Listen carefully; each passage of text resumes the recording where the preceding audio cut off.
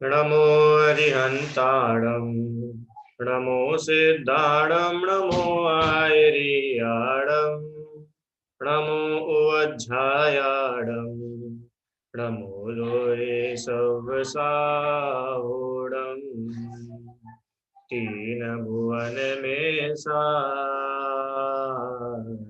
गीत राग विज्ञानता शिव स्वरूप शिव का नमः त्रियोग संहारिके।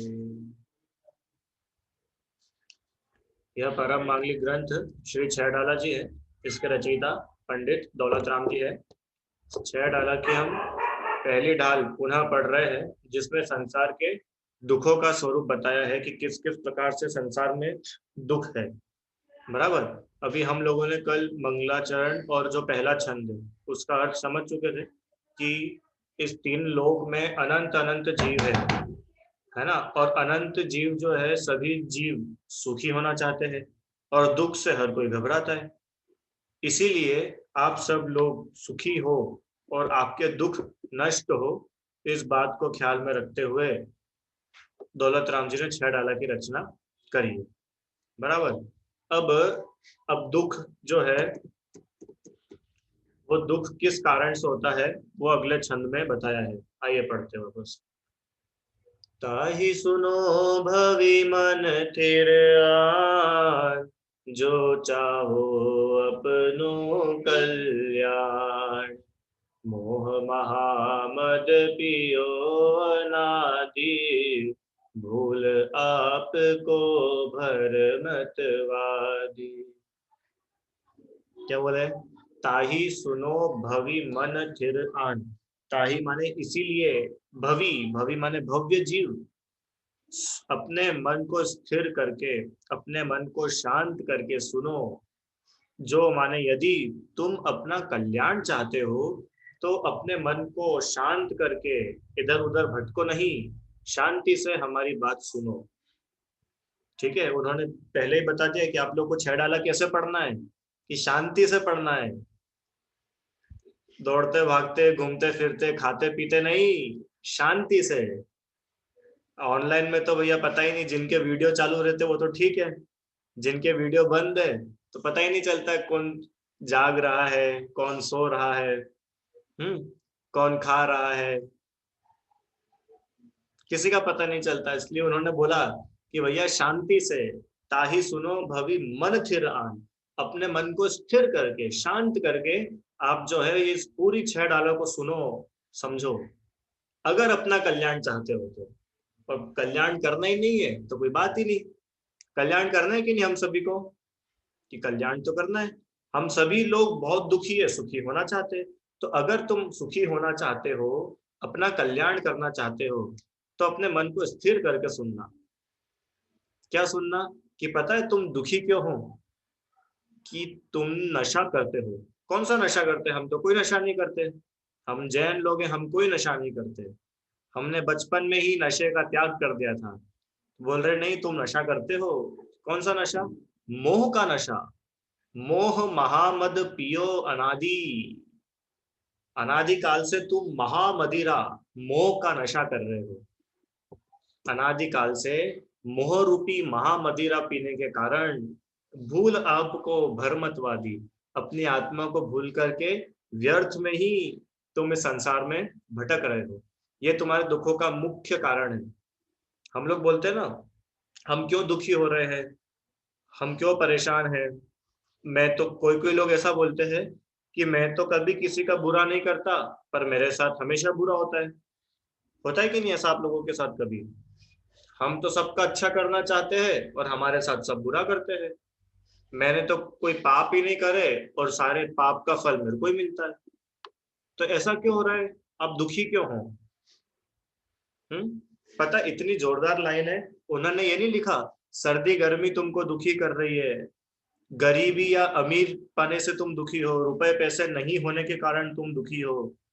हम्म तुम्हारे घर में कार नहीं है इसलिए तुम दुखी हो, कहीं भी नहीं मिलेगा तुमको पूरी छह डाला में। तुम्हारे पास में सोना चांदी नहीं है इसीलिए तुम दुखी हो, कहीं नहीं लिखा है। उन्होंने दुख का कारण क्या बताया? मोह। मोह दुख का कारण है। ये मोह ही सारे दुखों की जड़ है, जड़।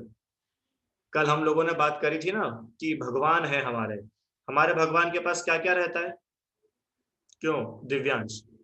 भगवान के पास क्या क्या होता है? सोना चांदी, हीरा, मुकुट, हाँ, सोने का ब्रेसलेट, डायमंड का हार, क्या रहता है भगवान के पास? अरे भगवान छोड़ो, मुनिराज के पास कुछ नहीं रहता, उसके बाद भी मुनिराज कितने सुखी होते हैं। क्यों? मुनिराज के पास में कितने बंगले होते हैं? है क्या कोई बंगले महाराज जी के पास में? बहुत आलीशान बंगला, जिसके अंदर लिफ्ट भी लगी लगी हुई है, हर कमरे में एसी लगा हुआ है, ऐसे कोई है महाराज जी के पास घर? एक महाराज जी के पास भी घर नहीं है, उसके बाद भी सब बहुत सुखी है। और हमारे पास बड़े बड़े घर है तो भी हम दुखी है। तो पता है हम लोग दुखी क्यों हैं? मोह के कारण से। उन्हें मोह नहीं है इसलिए वो सुखी है, और इधर मोह है इसलिए हम दुखी है। दुख का कारण मोह महामद पियो अनादि। हे जीव, तू अनादि काल से मोह रूपी शराब का नशा कर रहा है। शराबी को देखा है आप लोगों ने? सामने फोटोग्राफ दिख रहा है, कोई व्यक्ति है जो शराब पीता है, वो कैसा होता है? वो सब भूल जाता है। उसको यही नहीं मालूम है मेरे लिए क्या अच्छा है क्या बुरा है। वो नाली में सो जाता है, वो गर्मी में धूप में नंगा लेट जाता है, सड़क में बीच सड़क में चलने लग जाता है, भले ही कोई गाड़ी उसको टक्कर मार दे, उसको कुछ खबर नहीं रहती, कुछ होश नहीं रहता है। नशे में इतना वो बिल्कुल पागल हो जाता है। ऐसे ही मोह का नशा इतना खतरनाक है कि अपन अपनी आत्मा को ही भूल जाते हैं। और आत्मा को भूलने के कारण व्यर्थ में, ओहो, व्यर्थ में संसार में भटक रहे। कल अपनी बात हुई थी ना, तुम व्यर्थ में स्वर्ग में जा रहे हो, तुम व्यर्थ में नरक में जा रहे हो, तुम व्यर्थ में मनुष्य बन रहे हो, तुम व्यर्थ में देव बन रहे हो, तुम व्यर्थ में तिर्यंच बन रहे हो। क्यों? व्यर्थ में क्यों? हम लोगों ने इतना पुण्य करा, जब जाकर तो हम देव बने ना। आप ऐसे ही व्यर्थ में देव बनाओगे कि हाँ व्यर्थ में ही बन रहे हो। अगर तुम अपनी आत्मा को नहीं पहचान रहे हो तो तुम व्यर्थ में भटक रहे हो। व्यर्थ मतलब पता है आप लोगों को? सभी लोग व्यर्थ मतलब जानते हैं? व्यर्थ मतलब क्या? जैसे बोलते हैं ना, व्यर्थ में पानी मत बहाओ। माने आपको कुछ भी काम नहीं है उसके बाद भी आप पानी वेस्ट कर रहे हो, तो बोलते हैं व्यर्थ में पानी ना बहाओ। मतलब बिना किसी काम के ही संसार में भटक रहे। सब बोलते कि नहीं, हम तो हमारे कर्मों के कारण दुखी है, कर्म हमको संसार में भटका रहा है। क्यों कर्म अपने को संसार में भटकाता है क्या? अगर पता है कर्म अपने को संसार में भटकाता ना, तो भगवान तो संसार में होने चाहिए थे। उन्होंने तो कर्मों को भी हरा दिया। इसका मतलब हम जो है वो कर्मों से ज्यादा शक्तिशाली है। अगर हम में कर्मों से ज्यादा शक्ति नहीं हो तो हम कर्मों को हरा ही नहीं सकते। भगवान कर्मों को जीत लेते हैं, है ना, आठों कर्मों का नाश कर लेते हैं। इससे अपने को यह पता चलता है कि कर्म हमसे कमजोर है। जभी तो जीव कर्मों को हरा करके भगवान बन जाता है।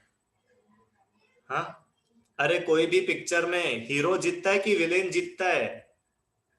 हर जगह हीरो जीतता है। तो भैया अपन हीरो है, हीरो जीव हीरो है।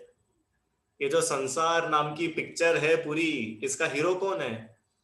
कि जीव इसका हीरो है, और विलेन है मोह। सबसे बड़ा विलेन मोह है, मोह। प्रवचन सार जी में आचार्य कुंद कुंद महाराज ने लिखा कि अब मैंने मोह की सेना को हराने के लिए अपनी कमर कस ली है। लिखा है उन्होंने ग्रंथ में, मूल गाथाओं में, कि ये मोह की जो बहुत बड़ी सेना है ना, जो मेरी दुश्मन सेना है, उसको हराने के लिए मैंने अपनी कमर कस ली है। जैसे हमने पद्म पुराण में पढ़ा था ना, श्री राम ने रावण की सेना को हराने के लिए कमर कस ली थी। राम, लक्ष्मण, हनुमान, सुग्रीव, सब सब पूरे वानर वंशी, सब ने कमर कस ली थी रावण को हराने के लिए। ऐसे ही अगर आपको इस संसार से मुक्त होना है, संसार से पार होना है, तो कमर कसनी पड़ेगी। क्या करना है कमर कसने के लिए? बेल्ट बांधना पड़ेगा, क्यों ना होता? बहुत टाइट बेल्ट बांधने से कमर कस जाएगी। अरे ऐसे नहीं कसाती है कमर। कमर कसना मतलब पक्का निर्णय करना, अब तो मैं मोह को हरा के रहूंगा। क्योंकि इस मोह के कारण से संसार में जीव भटकता है।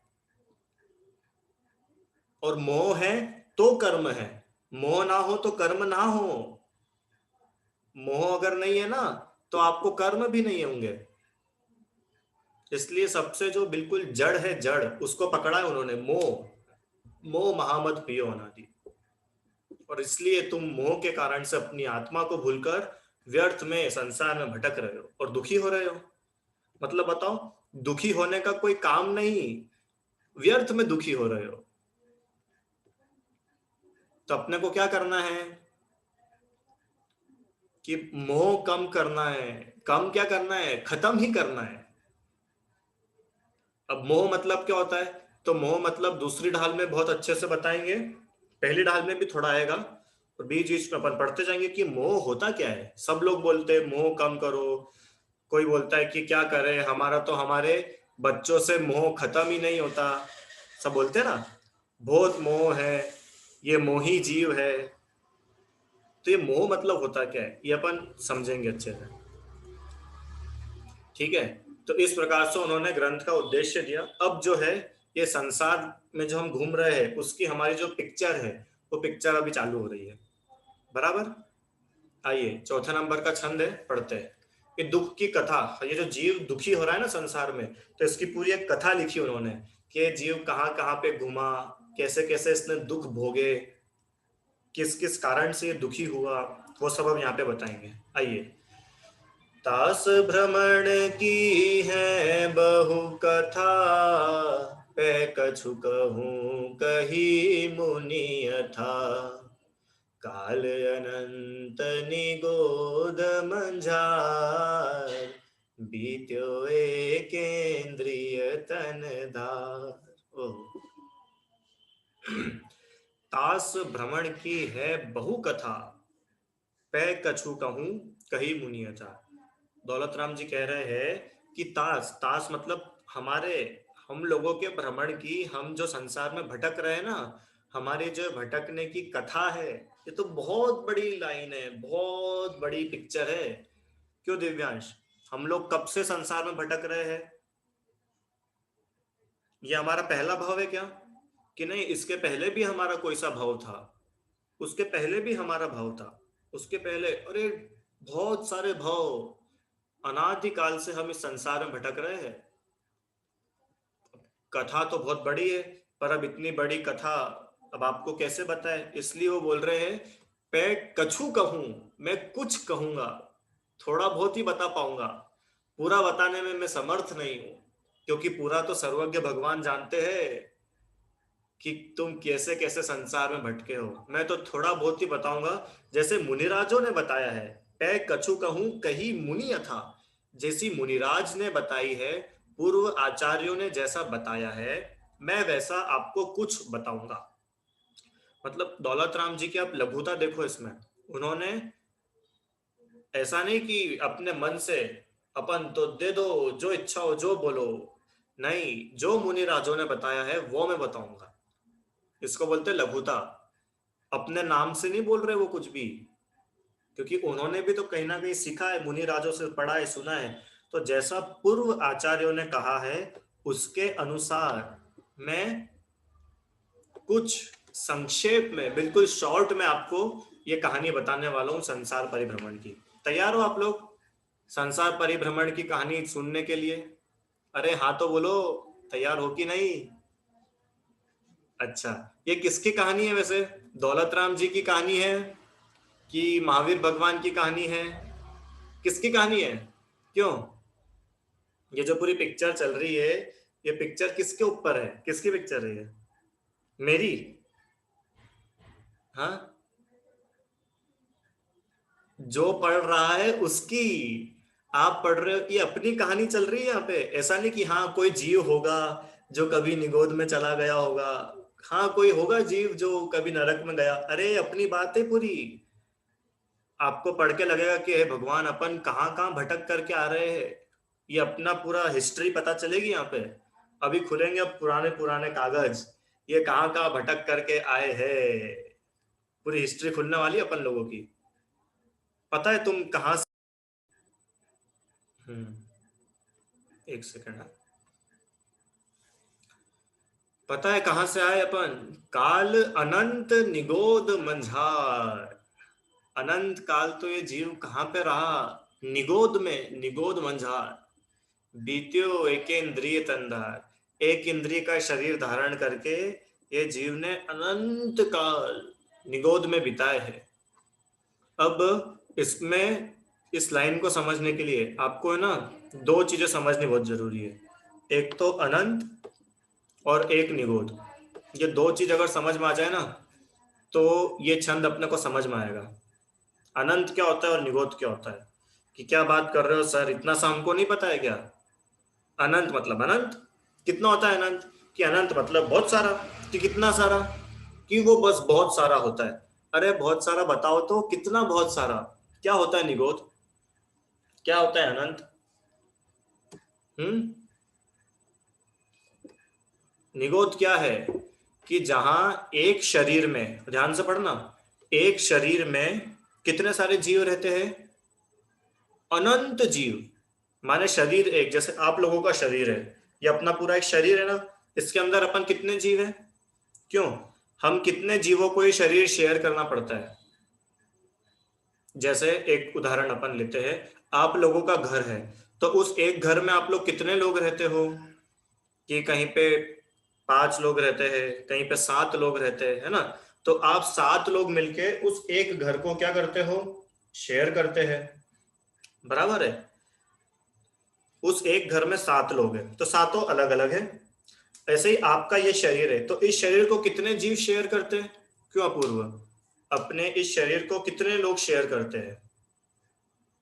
आपके शरीर को एक ही, हम खुद। हमारा अलावा कोई और दूसरी आत्मा है क्या अपने अंदर? नहीं, हमारी एक ही आत्मा है। ठीक है। पर निगोद में ऐसा सिस्टम नहीं है। निगोद में शरीर तो एक मिलेगा, पर उसमें रहने वाले, उस शरीर को शेयर करने वाले जीव कितने हैं? कितने जीव है? अनंत जीव। ओहो। एक शरीर और उसके अंदर रहने वाले जीव कितने? अनंत अनंत जीव एक शरीर में रहते हैं। ये मैंने पिछली बार आप लोगों को बताया था। आलू, आलू प्याज इसमें सब बोलते हैं ना। आप सब लोग बोलते हो कि सर ये तो है ना, ये अच्छा नहीं लगता, पर जब जाओ महाराज जी के पास जाओ तो महाराज जी आलू प्याज छुटवा देते हैं। कोई प्रवचन में जाओ तो वो आलू प्याज छुटवा देते हैं। ऐसा क्या बिगाड़ा है आलू प्याज ने अपना? क्यों विशुद्धि? आलू प्याज ने कुछ बिगाड़ा है क्या अपना, जो अपन उनको ऐसे इग्नोर कर देते हैं बिल्कुल? अरे तुम क्या समझ रहे हो? जो जितने भी जमीकंद होते हैं ना, जमीकंद, इसमें निगोदिया जीव होते हैं, निगोदिया। और कितने कितने होते हैं, मैं पिछली क्लास में आप लोगों को बता के आया हूं। एक निगोद शरीर, एक के अंदर एक वो अंडर आवास उल्वी है। मतलब इतना सा समझ लो, सुनना ध्यान से, इतना समझना कि ये पूरी अपनी दुनिया, बराबर, इस दुनिया के अंदर क्या है? इस दुनिया के अंदर बहुत सारे देश है कि नहीं शेष? और इन बहुत सारे देश में एक देश है जिसका नाम है भारत। उस भारत के अंदर बहुत सारे राज्य है। उनमें से एक राज्य का नाम है मध्य प्रदेश। उस एक मध्य प्रदेश में बहुत सारे शहर हैं, और एक शहर का नाम है इंदौर। और उस एक इंदौर में बहुत सारे नगर मोहल्ले कॉलोनियां हैं। उनमें से एक कॉलोनी, कौन सी कॉलोनी? कोई सी भी ले लो। और उस एक कॉलोनी के अंदर बहुत सारे घर है। ठीक है। और उस एक घर के अंदर बहुत सारे मेंबर रहते हैं। और उस एक मेंबर के अंदर एक, वो एक जीव। तो एक के अंदर एक के अंदर एक के अंदर एक, कितना कितना अंदर तक गए। सेम स्थिति है निगोद में। हम लोग बोलते हैं ना कि वो, आपने कभी सुना होगा कि आलू को एक सुई पे आप लो और उसके अंदर इतने जीव हो जाएंगे कि वो पक्षी बन जाए तो पूरा आकाश ना दिखे। ऐसी अपन ने कहीं सुनी थी बातें। पर अभी पढ़ करके पता चला कि ये तो कुछ भी नहीं है। एक जमीकंद के इतने से टुकड़े के अंदर अनंत निगोदिया जीव है। कितने जीव है? अनंत निगोदिया जीव, अनंत। अब अनंत अपन बोल देते हैं मात्र अनंत, अनंत की अपने को भाव भासना है कुछ? क्यों, अनंत कितना बड़ा होता होगा? नवदा। अभी मैं तुमको बोलूं अनंत, और मैं तुमको ऐसा बोलूं, मैं तुमको अनंत रुपए दूंगा, और मैं बोलूं मैं तुमको 50 करोड़ रुपए दूंगा, तो अपने को क्या बड़ा लगेगा? 50 करोड़, क्योंकि अनंत तो छोटा सा है, 50 करोड़ बहुत बड़ा है। क्यों? अनंत हीरे दूं कि 50 करोड़ हीरे दूं? कि सर अनंत अनंत तो हम नहीं जानते, अब तो 50 करोड़ दे दो, हम 50 करोड़ जानते हैं। अरे अनंत तुमको पता नहीं है कितना बड़ा है, तुम जान भी नहीं सकते हो। उस दिन अपनी बात चली थी ना कि अनंत संख्यात और असंख्यात में क्या अंतर है। इसका बहुत अच्छा समाधान मेरे को मिला है कि ऐसा कुछ जो मति और श्रुत ज्ञान के द्वारा जाना जा सके, दैट इज संख्यात। जो अवधि ज्ञान द्वारा जाना जा सके वो होता है असंख्यात, और जो केवल ज्ञान द्वारा जाना जा सके वो होता है अनंत। माने केवल ज्ञानी भगवान जिसको जानने में समर्थ है, उनके अलावा और कोई जान ही नहीं सकता। उस उतने बड़े नंबर का नाम है अनंत। ऐसे अनंत अनंत निगोदिया जीव है इतने इतने से कण में। अब बताओ अपन कितने चाव से उसको छील देते हैं, तल देते हैं, उबाल देते हैं और पराठे बना के खा लेते हैं, पता ही नहीं चलता अपने को। और किस कारण से करते हैं पता है? मोह के कारण से। इस शरीर से अपने को मोह है ना इतना, तो खूब खाते हैं इस शरीर के लिए, और क्या करते हैं? मोह महामद पियो अनादि, इसलिए संसार में भटक रहे हो। ठीक है, तो यहाँ तो अपने को अनंत समझाना है, काल अनंत निगोद मंजार, कि अपन लोग अनंत काल तक तो निगोद में ही पड़े रहे। बीत्यो एक इंद्रिय तंदार, एक इंद्रिय। निगोद के पास कितनी इंद्रिय है? ओनली सिंगल स्पर्शन इंद्रिय होती है निगोदिया जीव को, तिर्यंज गति है। ठीक है, क्या होता है वहां पे? अब निगोद में क्या क्या चीजें होती है तो वो पढ़ेंगे। एक श्वास में 8-10 बार, जन्मो मर्यो भर्यो दुख भार, निकसी भूमि जल पावक भयो, पवन प्रत्येक वनस्पति थयो। निगोदिया जीव की स्थिति देख लो, एक श्वास में 8-10 बार। कितनी श्वास? एक श्वास कितनी बार? 18 बार। 8-10 माने 18। एक श्वास में जहां पे 18 बार जन्म मरण हो जाए, सोचो। अपन ने इतनी देर में सांस ली ना, इतनी देर में कोई निगोदिया जीव 18 बार पैदा होकर के मर जाता है। एक श्वास में 8-10 बार। इतनी छोटी तो आयु बेचारी की, वो क्या तो करे। हाँ, वह अभी पैदा हुआ झट से मरा, पैदा हुआ मरा, पैदा हुआ मरा, पैदा हुआ, यही उसका जीवन है। जन्म्यो मर्यो भर्यो दुख भार। अरे अनेक अनेक ते भारी भारी दुख भोगे है, जो अपन कह नहीं सकते। किस वजह से? किस वजह से? मात्र मोह के वजह से। मोह करा तो निगोद में गया। क्यों, अपन लोग तो निगोद से निकल गए, तो अपन लोग जा सकते कि नहीं निगोद में वापस? क्यों? अपन निगोद से तो निकल के आ गए, अपन तो मनुष्य बन गए, बहुत बढ़िया, जैन मनुष्य, जैन कुल में जन्म हो गया अपना तो। अपने को सच्चे देव शास्त्र गुरु भी मिल गए, तो अपन लोग निगोद में जा सकते हैं कि नहीं जा सकते? 100% जा सकते हैं। ना जा सको ऐसी तो कोई बात ही नहीं है, बिल्कुल जा सकते हैं। जन्यो मर्यो भर्यो दुख भार। अब वहां से भैया जैसे तैसे करके निकला। निकसी भूमि, वहां से निकल करके क्या बना? भूमि, जल, पावक, पवन और प्रत्येक वनस्पति। माने निगोद से निकल करके जीव जैसे तैसे अपनी आयु पूरी करी, अपने कर्म काटे, और जीव निगोद से निकला, तो वहां से निकल करके क्या बन गया? पृथ्वी का एक, जल का एक, अग्नि का एक, वायु का एक, प्रत्येक वनस्पति का एक जीव बन गया। अब ये सब क्या होते हैं? पृथ्वी, जल, अग्नि, वायु, वनस्पति, ये कहलाते हैं एक इंद्रिय जीव। एक इंद्रिय जीव मतलब कि ये जितने भी जीव है इनके पास में सिर्फ एक ही इंद्रिय पाई जाती है जिसका नाम है स्पर्शन, माने इनको छूने का ज्ञान होता है, खाली टच करने का। ये देख नहीं सकते, ये चख नहीं सकते। मतलब देखो कैसी बात है, आम होता है ना, आम, आम वनस्पति है, एक इंद्रिय जीव है। आम के अंदर रसना इंद्रिय नहीं है, और आम सबको रसना इंद्रिय के मजे दे देता है।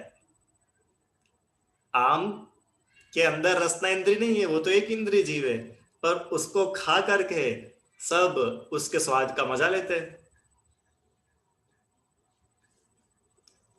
पवन प्रत्येक वनस्पति माने पृथ्वी का एक, पृथ्वी भी जीव है, पता है आपको? पृथ्वी, पृथ्वी क्या होती है? पृथ्वी कोई जीव होता है क्या? ये तो बहुत ज्यादा बता दिया ना। पृथ्वी कोई जीव होती है क्या? पृथ्वी तो चलती भी नहीं है। हाँ, इसमें हम पानी, उसको पेड़ को जरूर जीव मान सकते हैं कि हाँ पेड़ इस जीव, बाकी पृथ्वी थोड़ी कोई जीव होता है। पृथ्वी जीव होती है, आपको पता है, सोना, चांदी, डायमंड, ये पृथ्वी का एक जीवों के शरीर है। ये पहाड़ होता है ना, पहाड़ पृथ्वी का एक जीव है।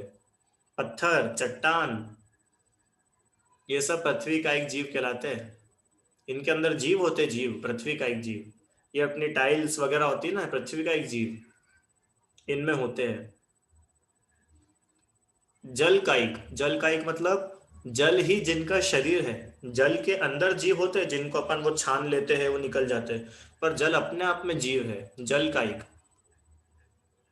अग्नि कायिक मतलब कि अग्नि ही जिनका शरीर है, माने हमने गैस चालू करा तो वो अग्नि का एक जीव पैदा, हमने गैस बुझाया वो अग्नि का एक जीव मर गया, हमने फिर गैस चालू करा अग्नि का एक जीव फिर पैदा हो गया। ओहो, गैस बुझाया, जीव मर गया, लाइट चालू करी, अग्नि का एक जीव पैदा हुआ, लाइट बंद करी, अग्नि का एक जीव मरा। ये अग्नि का एक जीव है। वायु का एक जीव माने हवा जो होती है, दैट इज वायु का एक।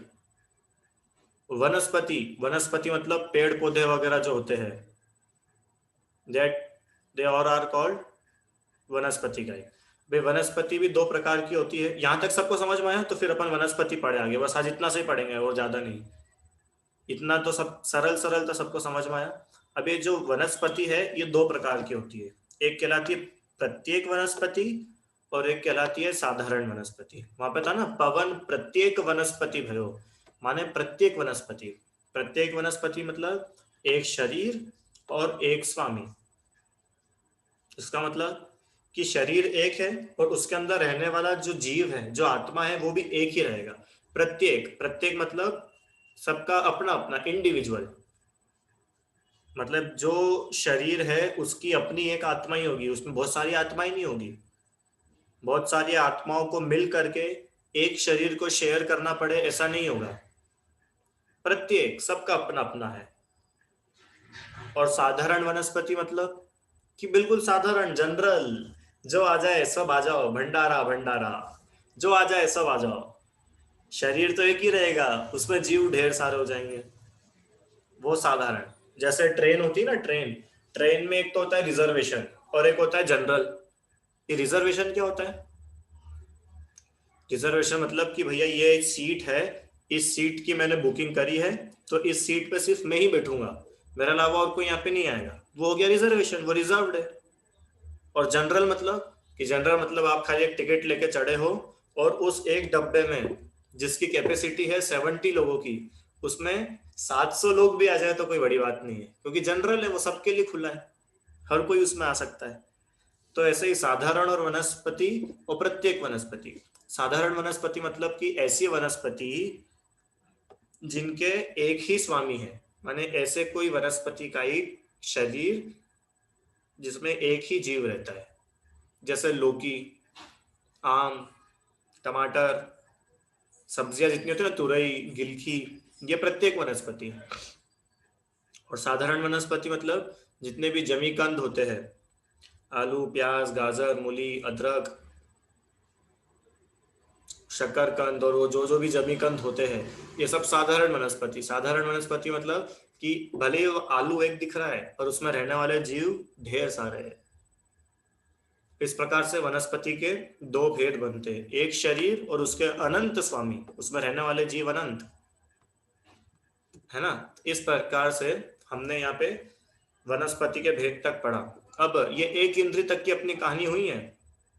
अभी तो सिर्फ एक इंद्री की बात बताइए, अब दौलत राम जी कल दो इंद्री में लेके चलेंगे अपने को, कि भैया ऐसा नहीं कि तुम एक इंद्री में रहे हो, तुम दो इंद्री भी बने हो, और दो इंद्री बन करके तुम्हारा क्या क्या हाल हुआ वो अब तुम जानना। कितनी मुश्किल से बने हो दो इंद्री जीव, वो बताएंगे तुमको। अपने को ऐसा लगता है ना उसमें क्या है, अपन अभी मनुष्य बन गए, कोई बड़ी बात थोड़ी है मनुष्य बन गए तो।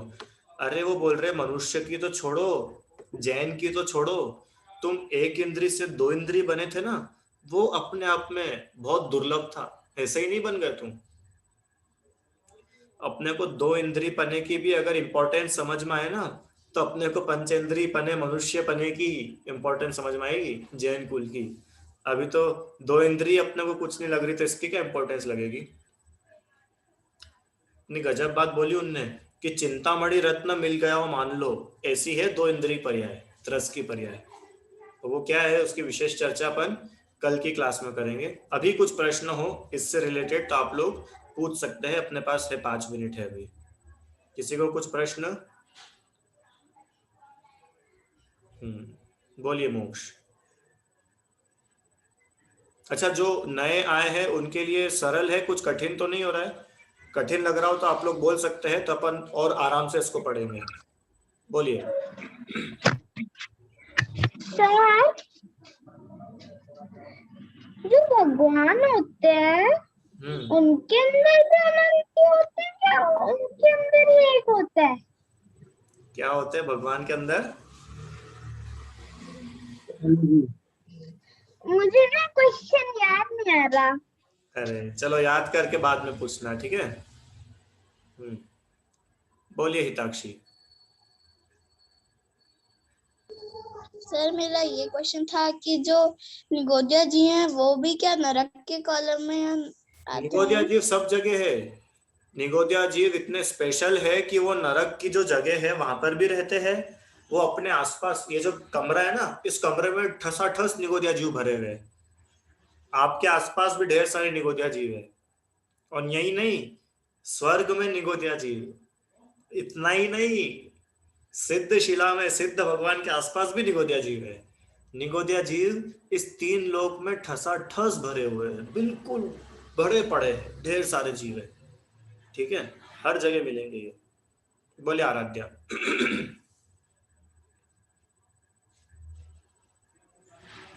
मुझे दो प्रश्न पूछने थे। पहला था कि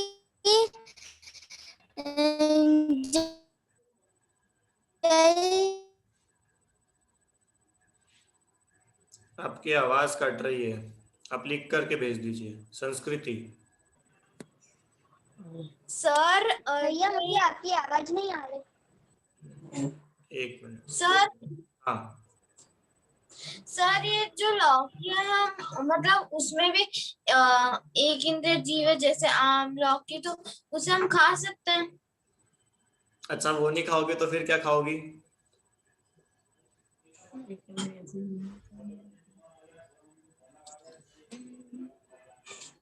देखो ऐसा है कि जीव है उसमें बिल्कुल बराबर बात है, पर दो प्रकार की चीजें होती है। एक कहलाती है शक्य, एक अशक्य। शक्य मतलब कि जिसको हम लोग अवॉइड कर सकते हैं, जैसे आलू खाना हम अवॉइड कर सकते हैं, रात्रि भोजन करना हम अवॉइड कर सकते हैं। पर आप बोलो कि नहीं आप खाना ही मत खाओ, आप पानी मत पियो, तो ये अवॉइड की जा सकती है क्या? नहीं की जा सकती। तो क्या इसमें जीवों की हिंसा नहीं हो रही? कि देखो वो जीवों की हिंसा तो होगी सही, और अभी हम श्रावक है, अभी हम गृहस्थ है, तो हम लोगों से तो यूं भी ये 5 प्रकार के स्थावर जीवों की हिंसा बच ही नहीं सकती।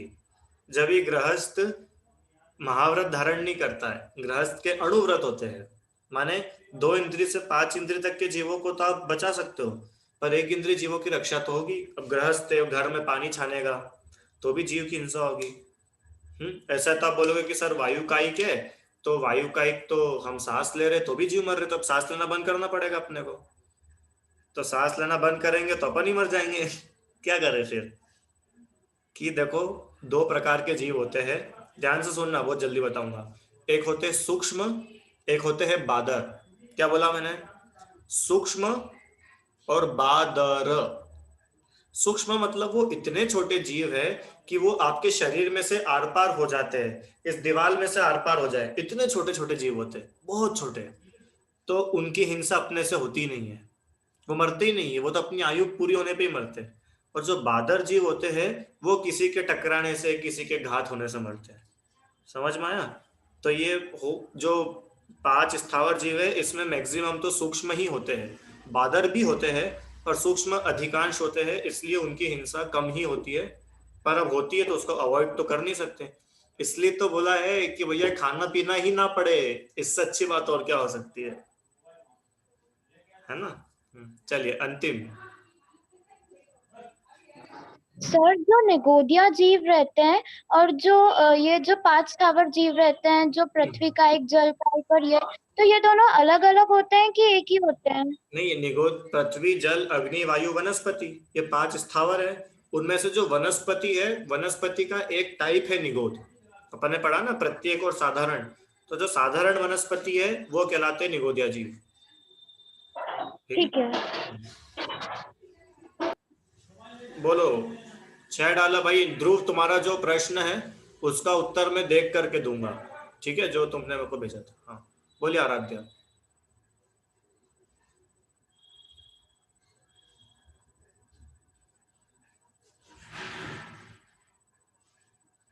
नहीं है, चलो ठीक है, इतना ही रखते हैं, फिर जिनवाणी स्तुति करेंगे। हे जिनवाणी भारती तो ही जपो दिन रैन, जो तेरी शरणा गहे सो पावे सुख चैन। भैया जी मुझे यह वाणी पूछना के ज्ञान मेरी से सूझे लोकालो, सो तो वाणी मस्तक नमो। मेरे दो प्रश्न थे कि एक नो बार था